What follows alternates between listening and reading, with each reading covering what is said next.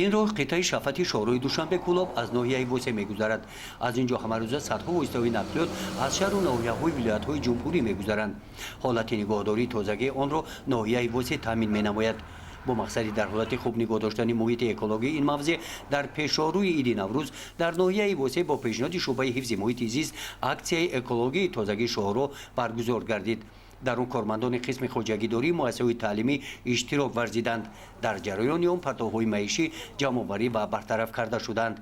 همین مشترایی که از ماشینا از رانندگان میپرتویند امور را در سرای راه نپرتویند. ما هم در خدمت همین شما هم در این راه نه که بسیار بد میپرتویند همین راننده ها. از شما خواهش و التماس داریم که همین کاغذ و کوله و همین را در کدای راه نپرتویند. با تازگی رعایت کنین.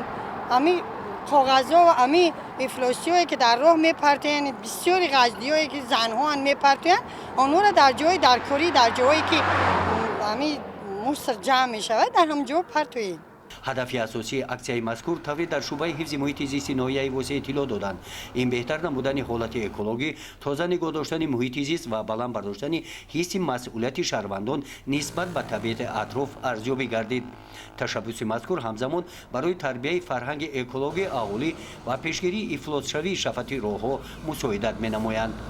گزارش خوجا نظریف، خدای نظر ظهورов از ناحیه وسه برای برنامه اطلاعاتی نوید.